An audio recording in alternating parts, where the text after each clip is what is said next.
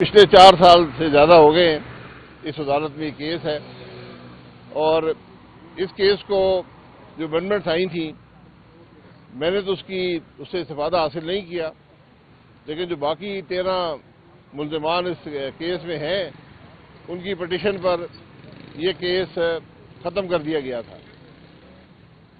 पिछले chief justice साहब ने जाते हुए ये केस बहाल कर दिया। हम फिर अदालतों में मौजूद हैं, कोई फिक्र नहीं है, कोई बात नहीं है। मैं तो कहता हूं ये आप कैमरे लगाएं और इन केसों को चलाएं, जरा अवाम को बताएं कि हमारा क्या जुर्म है और हमने क्या किया है। जब ये केस खत्म हुआ तो जो जज आज बैठे हैं इन्हीं की जजमेंट है कि ये कोई केस नहीं बनता, ये लिखी हुई जजमेंट है। तो फिर हम आज अदालत में क्या कर रहे हैं।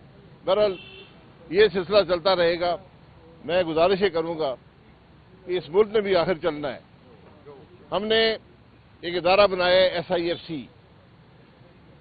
जो मुल्क में इन्वेस्टमेंट लेकर आएगा और इन्वेस्टमेंट को प्रोटेक्ट करेगा।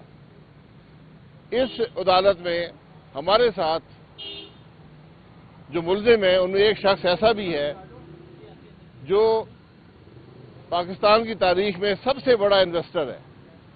सबसे ज्यादा पैसा उस आदमी ने पाकिस्तान में इन्वेस्ट किया है, 2000 अरब से ज्यादा।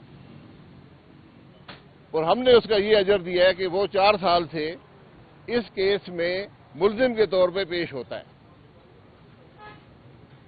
अब वो शख्स ना कारोबार कर सकता है, वो मजीद इन्वेस्टमेंट करना चाहे तो बैंक कहते हैं तुम तो केसों में मुल्जिम हो। वो किसी बाहर की कंपनी से बात करता है तो वो कहते हैं तुम तो केसों में मुल्जिम हो। तो फिर ये मुल्क कैसे चलेगा। आज 4 साल बाद ये पता नहीं है कि उस आदमी का जुर्म क्या है, हमारा जुर्म क्या है। चले हमारा जुर्म है कि हमने सियासत की, तो हमें पकड़ने के लिए आपने पाकिस्तान की तारीख के सबसे बड़े सरमायाकार को भी अदालतों में खड़ा कर दिया। वो आदमी ना मजीद को इन्वेस्टमेंट करेगा और उसको देखकर ना पाकिस्तान में कोई और इन्वेस्टमेंट करेगा। तो आप जो SIFC बनी है, जितनी इस शख्स ने इन्वेस्टमेंट की है इतनी 10 साल में SIFC प्राइवेट सेक्टर से इन्वेस्टमेंट पाकिस्तान में नहीं ला सकेगा।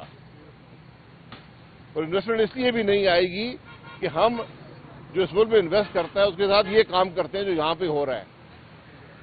ये एक आदमी है, आज एक और आदमी है जिसने तकरीबन 200 अरब से ज्यादा पाकिस्तान में इन्वेस्ट किया है और वो इस वक्त हैदराबाद नैब जेल में बैठा हुआ है। उसका केस खत्म हो गया था। जब केस बहाल किए चीफ जस्टिस बंदियाल साहब ने, जो तोहफा देकर वो गए, तो केस बहाल हुए तो उनकी जो जमानत थी वो भी खत्म हो चुकी थी क्योंकि केस खत्म हो गए थे। वो अदालत में पेश हुए, अदालत ने उनको फिर जेल में डाल दिया। उनका क्या कसूर है। सिंध हाई कोर्ट ने खुद लिखा है कि इस केस की कोई हकीकत नहीं है, जाली केस है, लेकिन वो आदमी अपने खानदान समेत आज जेल में बैठा हुआ है। तो सिर्फ ये 2 लोग हैं जिनका हशर देख के पाकिस्तान में कौन इन्वेस्ट करेगा।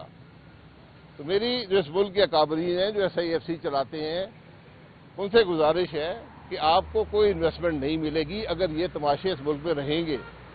तो ख़त्म करें इन बातों को। क्या नैब में इतनी सख्त नहीं है कि इन केसों को बुलाकर देख ले कि केस में हकीकत भी है या नहीं है। ये आज हमारे मुल्क की कैफियत है। फिर कहते हैं जी महंगाई हो गई है, तकलीफ हो गई है, मुल्क नहीं चलता, यहाँ पर रोजगार नहीं है। ये तमाशे हैं जो रोजगार को खत्म करते हैं। आपने सियासत खेलनी है तो सियासत किसी और तरीके से खेलें, सियासतदानों के साथ खेलें। जो लोग इस मुल्क में इन्वेस्टमेंट करते हैं, सरमायाकारी करते हैं, उनके साथ सियासत मत खेलें। इस मुल्क के ब्यूरोक्रेट के साथ सियासत मत खेलें, वरना वो फैसले नहीं करेगा।